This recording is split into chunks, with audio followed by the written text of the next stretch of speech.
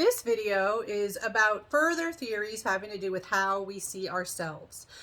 There are a lot of relevant theories that I could go over. I'm just going over some, and I'm focusing on ones that do show up in the textbook that I think are the most relevant. So in my previous sort of basic self-concept video, I mentioned social comparison theory and self-identity theory, self-schema theory, and now some additional ones that may be of interest. Self-perception theory. Now, self-perception has to do with how you perceive yourself. It's right there in the name. So the thing about paying attention to ourselves and having insight into ourselves is that it is often hard to have insight or access to our innermost thoughts and feelings. That takes a lot of reflection. It takes a lot of awareness that not everybody has, but we can pay attention to our behaviors. So self-perception theory focuses on how we learn about ourselves or view ourselves based on what we do, our actions. And so when we answer the question, who am I? We make inferences, we draw conclusions by observing our own behaviors. Like if we do something helpful or charitable, we will say, oh, I'm a charitable person. I'm a helpful person. We don't always have a special privileged access to our innermost thoughts and feelings, which would certainly give us a lot of information, but it takes more effort to sort of get access to that. Now, we form impressions of others all the time. We form impressions of ourselves too. Just like our impressions of others may not always be accurate, our impressions of ourselves may be inaccurate at times.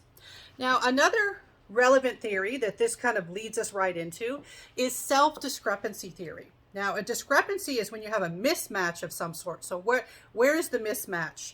Okay, well, within self-discrepancy theory,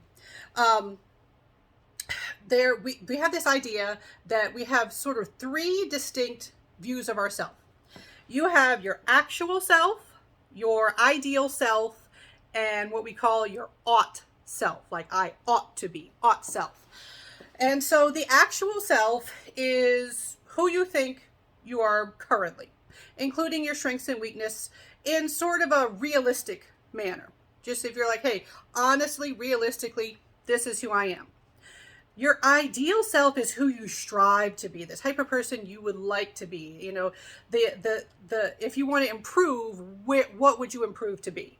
And so that's who you'd like to become in the future, or who you have the potential to be. So maybe you'll say, well, realistically, maybe focusing on helping behavior again. You know, realistically, I help when I can, but I don't always go out of my way to help people who need it.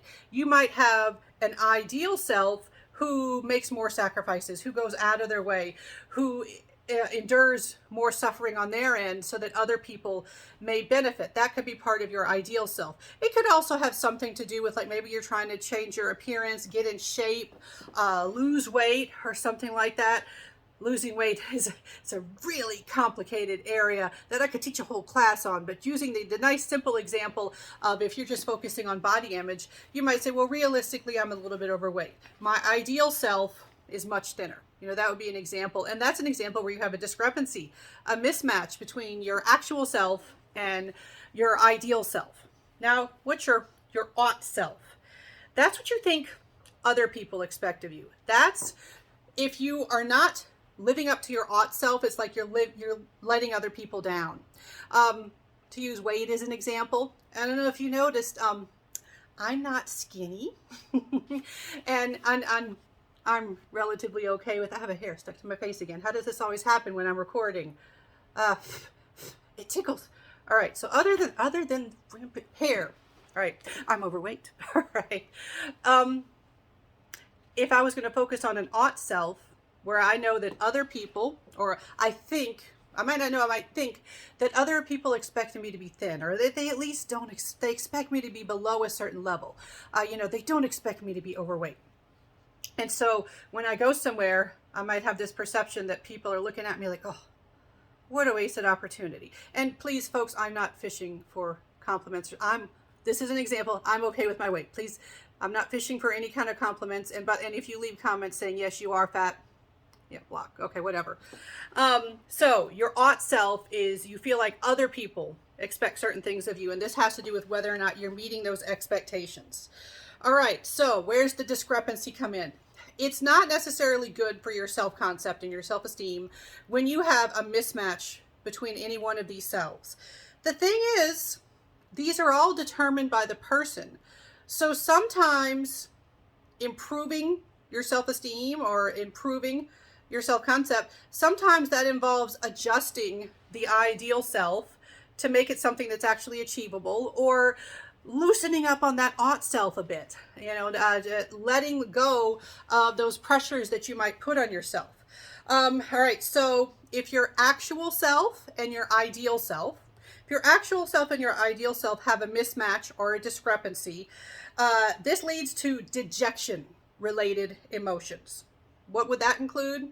Disappointment and shame. Like I could do better. I'm horrible. And actually shame is more along the line, instead of I could do better, shame is more along the lines of I'm no good. Because guilt is more of the I can do better sort of feeling. And this happens when the actual and the ought do not match. So if you have a discrepancy between your actual self and your ought self, that's where you have agitation related emotions, and that includes guilt and fear. Fear is, being scared of what you're presenting, how you're living and how people are seeing you. And then your guilt is, well, I could do better than this. I could, if I worked hard enough, if I did more, I could meet people's expectations.